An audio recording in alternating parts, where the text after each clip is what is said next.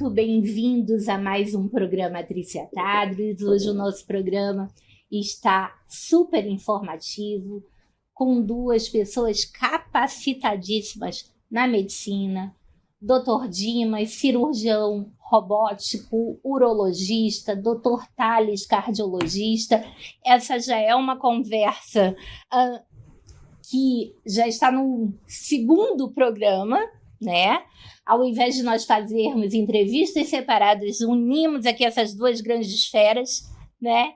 E vai ser muito informativo para quem está assistindo através da Rede Diário de Comunicação, canal aberto 27.1, às 19 horas, de segunda a sexta. Doutores, Dr. Dimas, Dr. Thales vai fazer uma pergunta agora importantíssima para o senhor. Dimas, é muito comum no consultório atender homens na faixa entre seus 40 e 50 anos. E eu tento responder essa pergunta insistentemente, mas eu queria muito ouvir de você. Eles perguntam qual é a idade correta para a gente, na prevenção de próstata, fazer o toque retal. Se faz de praxe, se faz corriqueiramente, se faz mediante PSA, como que funciona esse rastreio? A recomendação da SBU, né, da Sociedade Brasileira de Urologia, é que todos os homens a partir dos 50 anos façam o toque e o PSA como rastreamento do câncer de próstata. Para aqueles pacientes que têm fator de risco, que é a raça negra, histórico familiar e obeso, eles precisam começar um pouquinho mais cedo, a partir dos 45 anos. Mas existe uma recomendação que a partir dos 40 anos já se faça a coleta do exame do PSA, para se ter um nível basal do PSA desses homens. Mas a recomendação para geral a partir dos 50, para quem tem fator de risco a partir dos 45. Doutor Dimas, por favor, eu gostaria que o senhor explicasse para o nosso telespectador a importância do exame do toque. O quanto é uma bobagem determinados medos que as pessoas têm, tanto no lado feminino. Eu compararia o lado feminino à mamografia. É um mito de que a mamografia machuca, dói, e hoje a gente tem mamografia computadorizada 3D, que é simplesmente uma foto, né? E a gente ainda perde muita gente, muitas vidas para essa lenda, esse medo, e no caso dos homens muito pior, porque mexe também com uma questão psicológica, do machismo, de comportamentos aprendidos através dos pais, dos avós. Por favor, faça aqui com que os homens entendam que é um exame muito simples, muito seguro e que salva muitas vidas. Isso. O exame do toque retal é um exame que ele é rápido, faz parte da própria consulta com o urologista, né? A gente sabe que em torno de 10 a 15% dos tumores de próstata eles não alteram o PSA. Então, homens com câncer de próstata com PSA na faixa normal para a idade, a gente identifica nesse percentual o tumor através do exame do toque retal, que identifica alguma área suspeita, algum nódulo, alguma área mais endurecida, e isso vai exigir uma sequência de investigação, com ressonância, biópsia. Então, gente, quem propaga essa informação que só o PSA seria suficiente, não é, gente. De 10 a 15% dos tumores não são detectáveis pelo exame de sangue, certo? Isso. Então, por isso que é importante fazer o toque e o PSA. Se o toque está normal e o PSA bem baixinho, no ano seguinte, se o PSA mantiver baixo, dá até para a gente pular 1 ano, 2 anos, mas não dá para nunca fazer o exame do toque, confiar sempre no PSA. A gente tem que sempre ter. Por que seria, vocês dois são homens, por que seria tão traumático essa questão para o homem, essa questão do exame de próstata? Eu acho que hoje vem mudando um pouco, né, com as campanhas do Novembro Azul, que vem crescendo a cada ano, que hoje não é mais só focada no câncer de próstata, mas na saúde do homem como um todo. Então ela vem ajudando a conscientizar a população masculina, né? Acho que a informação tem chegado mais fácil com rede social, os programas de TV divulgando de uma forma mais assertiva, né, para os homens entenderem a importância do exame, desmistificar que é um exame que vai tirar a masculinidade, que vai ser doloroso. Então, isso vem melhorando bastante. Eu já tenho outra teoria, posso? Quem leva homem, quem lembra que é Novembro Azul e quem leva homem para médico é a mulher. O homem solteiro, ele tem uma resistência muito maior, né? Eu, por exemplo, no seu consultório, eu quase não vejo homem sozinho. É difícil mesmo. No seu deve ser muito pior ainda. Muitas vezes é a mulher que agenda, às vezes eles pegam os exames, já pedem para a esposa agendar os exames. Isso é relativamente comum Gente, parem com esse preconceito, pelo amor de Deus. Cuidem da saúde de vocês, né? A mulher, às vezes, quando ela chega no consultório, ela já teve dezenas de brigas com o sujeito, né? Porque começa o trabalho de conscientização, depois já começa para briga mesmo, né?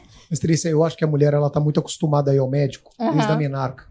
Sim. Então, quando ela menstrua pela primeira vez, Sim. ela já é obrigada a ir ao ginecologista. Sim. E eu acho que isso é um costume, um hábito. Uhum. O homem, ele tem uma coisa meio antropológica, eu acho, aquela questão de mais indestrutível, da força da casa, e ele não está acostumado, e ele, enquanto não está sentindo nada, ele vai tocando. Mas eu também percebo que isso vem mudando. Os mais jovens, principalmente. Vem melhorando. Muitos pacientes já chegando com 39, 40, já para fazer seu check-up, né? Sempre preocupado. Solteiro, sozinho. Alguns solteiros. Olha, tá melhorando. Então alguma ainda, coisa, né? Uma parte ainda vem com a esposa, né? A esposa que agenda. Sim. Mas hoje vem tendo essa conscientização, os homens chegando mais cedo. Mas muito também dessa resistência dos homens, e no passado o homem era o único provedor da família, então ele não podia ficar doente. Então se ele descobrisse uma doença, isso poderia ser fatal para a família, né? Então hoje isso felizmente vem mudando, as mulheres participam de uma forma mais efetiva da parte financeira da casa também, então isso permite com que o homem também se preocupe com a sua saúde e a mulher acaba incentivando também. Né? Posso só mais uma? Claro, deve. Eu estou aproveitando a oportunidade. Mas você está me ajudando aqui, olha. Eu já defendo aqui que o Dr. Tales, ele tem que ser fixo aqui. Ele tem que ter um quadro de saúde, onde ele venha uma vez por mês entrevistar os colegas. Eu super apoio. É porque, assim, acima de 40 anos, o homem, as duas principais patologias que causam óbito no homem são câncer de próstata e infarto. Então, a gente está falando de uma coisa extremamente impactante e importante. Juntas correspondem a mais de 40% de todas as causas de morte. E chegando a uma determinada idade, todo mundo vai ter problema no coração e na próstata, não é isso? Passou dos 40 anos, a próstata vai começar a crescer, independente da sua vontade, né? Independente do seu estilo de vida. É claro que a gente sabe que os homens sedentários, obesos, que têm colesterol alto, triglicerídeo alto, hipertensão, diabetes, né? A síndrome metabólica. Estresse. Eles têm mais tendência a ter um crescimento acelerado da próstata e evoluir para procedimentos cirúrgicos. Então a gente brinca na urologia, o que é bom para o coração é bom para a próstata. Então você cuidar da sua saúde como um todo vai evitar complicações, né, a longo prazo também com a próstata. E a minha pergunta é em cima disso, é em cima do rastreio, nós falamos do toque retal, das indicações e tal. E aí eu tenho uma pergunta que é a seguinte: doutor, você deslumbra, ou já existe alguém comentando na urologia sobre isso? É que, claro, a gente vive num país pobre, né? Mas não é a troca, não é a substituição, mas a ressonância entrar no lugar do toque retal a longo prazo?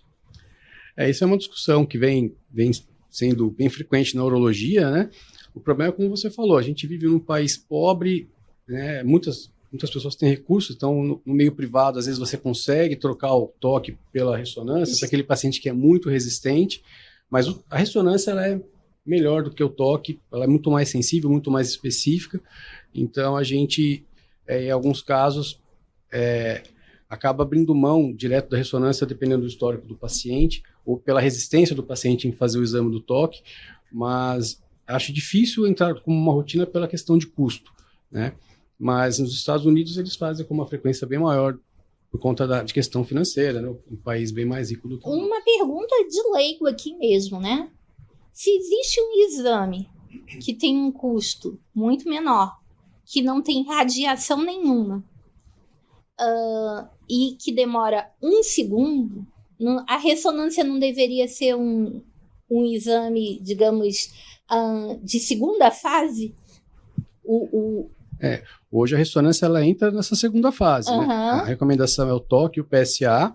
Na suspeita, o PSA meio duvidoso, um toque meio duvidoso, ou se já tem indicação de biópsia, a gente faz uma ressonância. Então faz a ressonância, e se tem indicação de biópsia, tem que sempre fazer uma ressonância antes da biópsia, porque a ressonância vai identificar áreas suspeitas para melhorar a acurácia da biópsia. Então, se tem vamos supor, lá a base direita da próstata com uma lesão suspeita, nessa região vão ser colhidos mais fragmentos para que se melhore a acurácia dessa biópsia. Com relação à cirurgia robótica, existe muito o mito, né? E assim, a gente vê que a questão da próstata aumentada influi muito no emocional do homem. Só dele pensar em operar a próstata, poder necessitar, aparecer um tumor, enfim, ele já emocionalmente decai absurdamente, né? A cirurgia robótica, ela tende a ser menos invasiva. A cirurgia robótica poderia, de repente, aumentar a chance da não... Como é que eu posso dizer de uma maneira educada? Você está entendendo, né? Entendi. Realmente essa é uma preocupação. Bom, a pergunta dele, eu já sei, ele está chegando perto da idade que vai precisar do toque, ele já quer substituir pela ressonância, e a minha pergunta aqui, o senhor já entendeu o que é, né? A quantidade de homens que eu vejo com medo de operar a próstata por causa da questão da impotência. Isso. Então, os procedimentos para tratamento do câncer de próstata, eles têm um risco inerente ao procedimento de incontinência urinária e de disfunção erétil, a impotência sexual. Por quê? Porque os nervos da ereção, eles envolvem a próstata. Aí todo mundo conhece alguém no passado, ali, 15, 20 anos atrás, que operou a próstata e ficou incontinente, ou parente, ou um vizinho, pai de um amigo. Então era muito comum. O fulano operou a próstata e está de fralda, né? Não tem mais relação.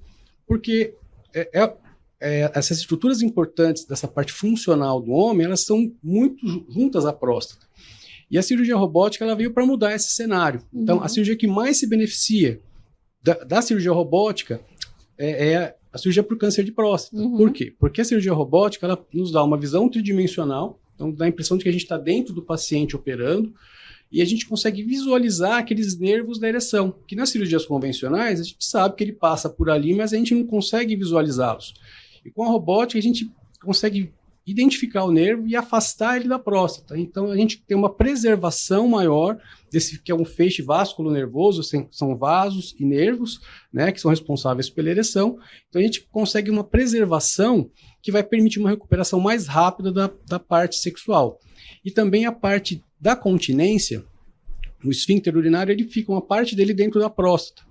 E essa dissecção, essa liberação da próstata, para poder removê-la, muitas vezes você acaba tendo um trauma, uma lesão do esfíncter por conta da própria cirurgia, um risco inerente ao procedimento. E a cirurgia robótica também permitiu que a gente reduzisse as taxas de incontinência. Então, o homem termina a sua cirurgia, faz sua cirurgia, remove a sonda e ele fica seco muito mais rápido do que com as vias convencionais. Então, a cirurgia robótica ela impactou de uma forma muito importante na qualidade, no pós-operatório desses homens com câncer de próstata, tanto na parte oncológica, nosso principal objetivo é curar do câncer, né? E em seguida, que ele recupere a sua continência urinária para voltar a ter uma vida social e, em seguida, o terceiro ponto é a parte da ereção, para que ele volte a ter sua vida sexual com a sua parceira. Então, isso melhorou muito e é o que tem também ajudado muitos homens a criar coragem de partir para o procedimento. Né? E realmente vem melhorando, a técnica cirúrgica melhorou e a plataforma robótica ela é uma ferramenta na mão do cirurgião. Então, e ela dá mais mobilidade, permite que a gente opere a próstata, que fica lá no fundo da pelve, que é uma região apertada. Ela permite que a gente faça uma cirurgia muito mais delicada, muito mais precisa e com essa preservação dessas estruturas nobres para o homem de uma forma muito eficaz. A gente vai pedir um minutinho de comercial e a gente volta já já, porque tem muito mais assunto aí para se conversar. Agora que a gente começou a conseguir chegar no ponto, que estava todo mundo acanhadinho aqui, e agora a gente já está chegando lá. A gente volta já.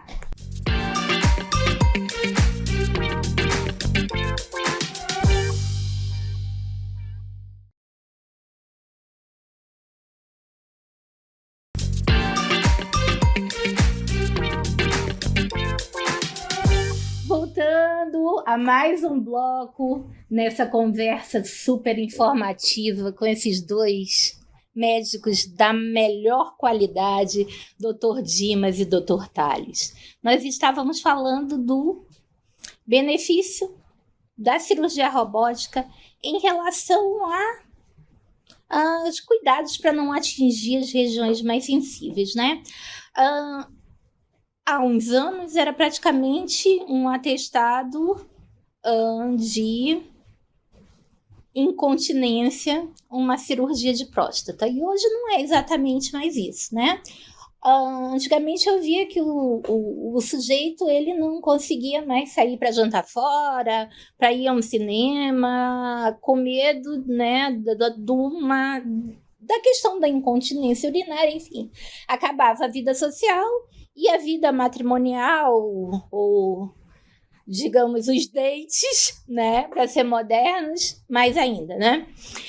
E hoje a gente vê que a cirurgia robótica vem dizer, ei, não é bem assim não, né?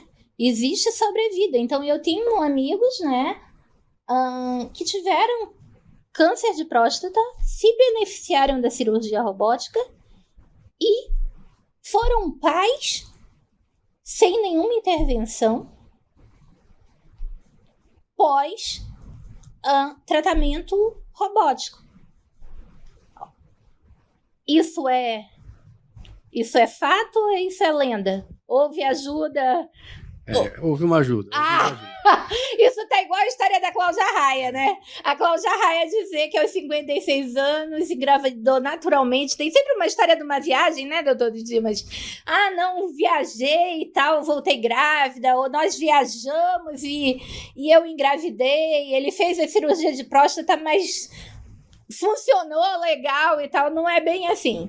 Porque uma das funções da próstata... Eu já fui vendo que ele foi mudando a esquinha aqui. Já foi mudando a esquinha. Eu falei, caramba, mais uma lenda de Cláudia Raia, né?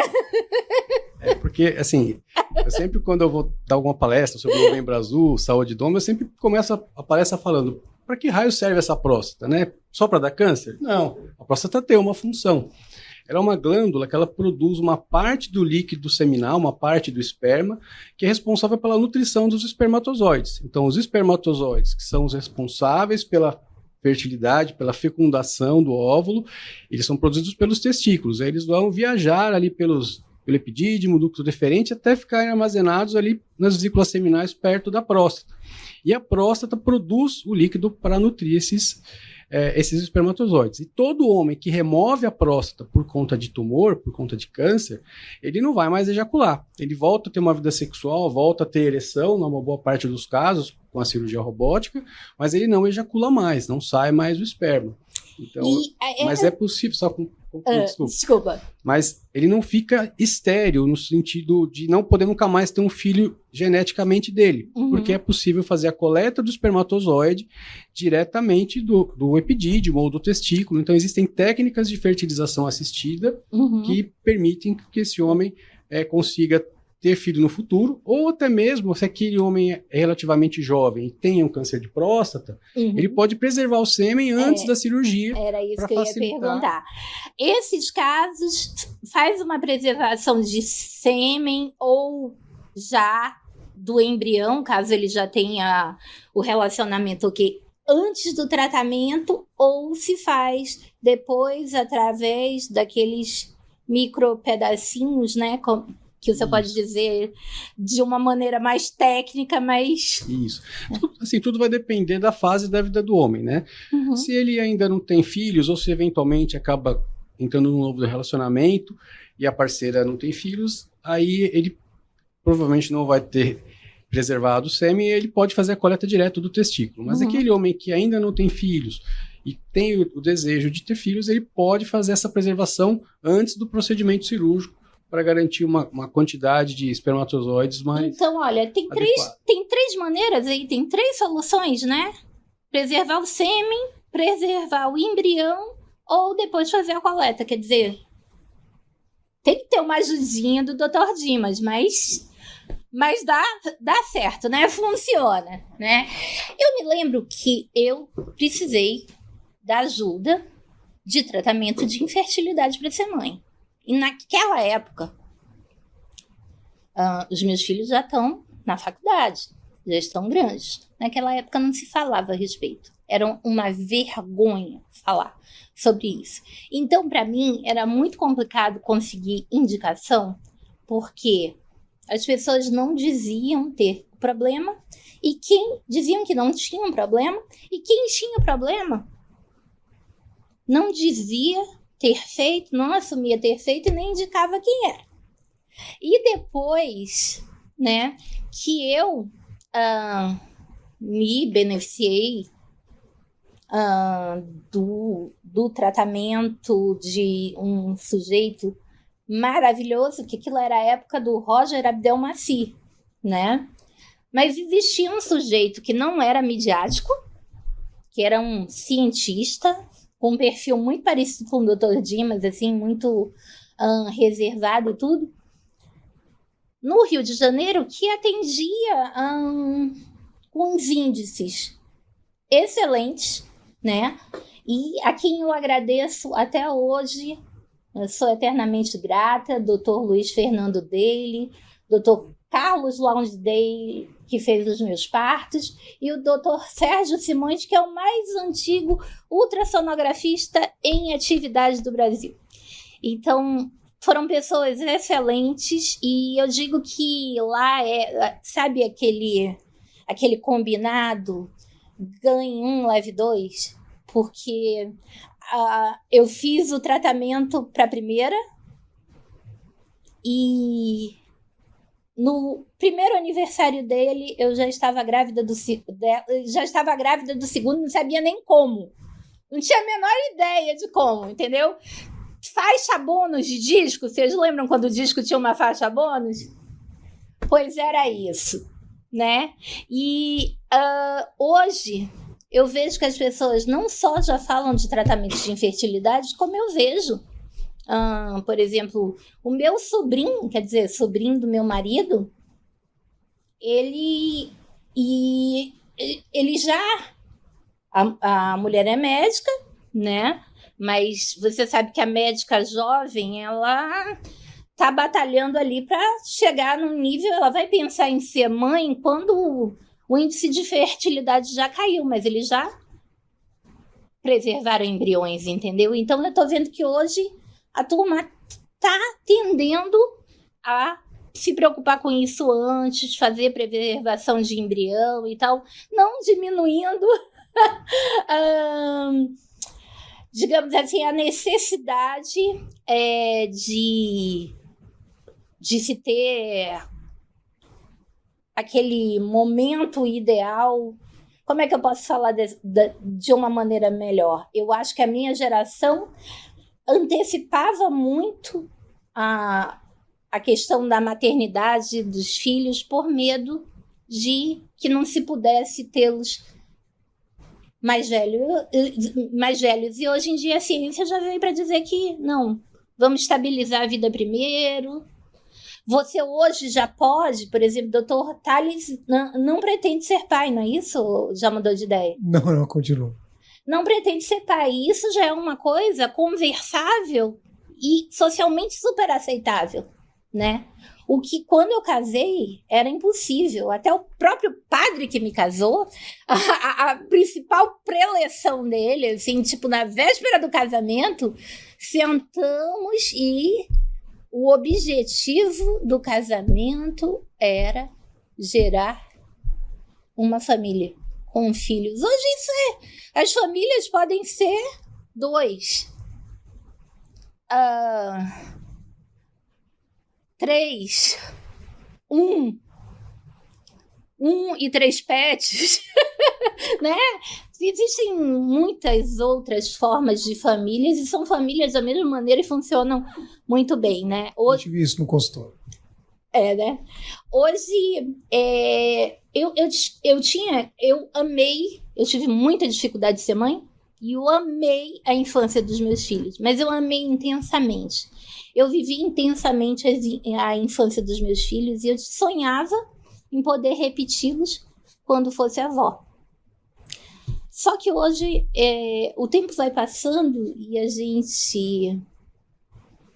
e eu admiro vocês médicos que têm coragem de ser pais, de tanta coisa que vocês veem, realmente é um ato de coragem. E eu de tanto ver e entrevistar as pessoas, hoje eu realmente não preciso mais ser avó. A avó de pet tá bacana, entendeu? Porque a gente tem visto um número tão grande de síndromes e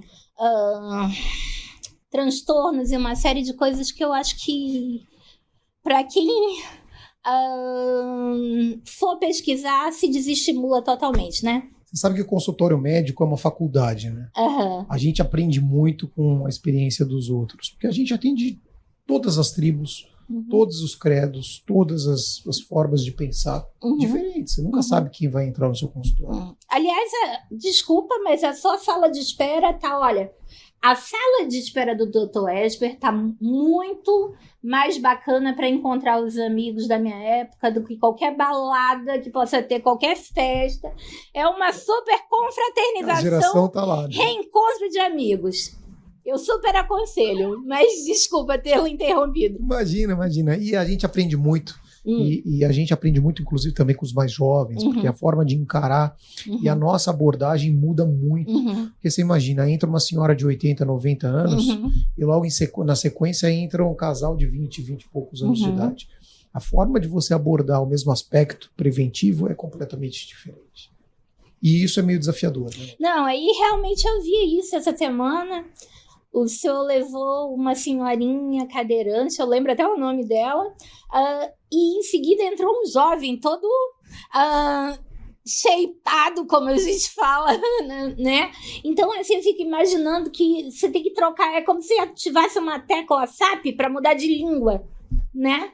O enfoque é outro, né? É totalmente outro, né? O objetivo da consulta é outro, a linguagem é outra, né? Então, vocês fazem ali, tipo, também um curso de comunicação, né? De psicologia express no consultório, né? Eu queria ter aprendido isso em algum curso, mas na verdade... Triste, aprende na vida. É a vida ensina. Não, doutor Thalys, se o senhor me falar que o senhor não estudou psicologia... Nunca estudou psicologia? Nunca. Gente, olha, eu vou falar uma coisa para vocês. Minha filha é psicóloga, uma série de amigas psicólogas. Olha, abram o olho, porque esse cara aqui, ele não é de brincadeira, não. Ele mata a charada da pessoa na primeira conversa. Mas, voltando à questão, né, já que a gente já está falando dessa conversa mais descontraída, vamos falar da relação Viagra-coração? Opa, com o maior prazer. Eu já sei que é o que vocês querem. Você sabe, é interessante isso. Tem algumas coisas que são muito interessantes que se perdem no meio da história. Você sabe o porquê que o sildenafil, que é o princípio ativo do Viagra, ele foi inventado para quê? Qual utilidade? Não foi para melhorar a ereção. Foi para hipertensão pulmonar, principalmente em crianças, que a gente tem algumas cardiopatias congênitas que provocam um aumento muito acentuado da hipertensão, da pressão da artéria pulmonar. E tem uma série de medicamentos assim, por exemplo, a medicação que eu usava para não ter contrações antes do tempo era Broncovaxon, que é um medicamento criado para agir na musculatura pulmonar, não é isso? É muito parecido. Às vezes há uma finalidade e essa finalidade a gente acaba ampliando o uso. E aí, o efeito colateral da droga. A gente vai ter que deixar isso, gente, para o próximo bloco.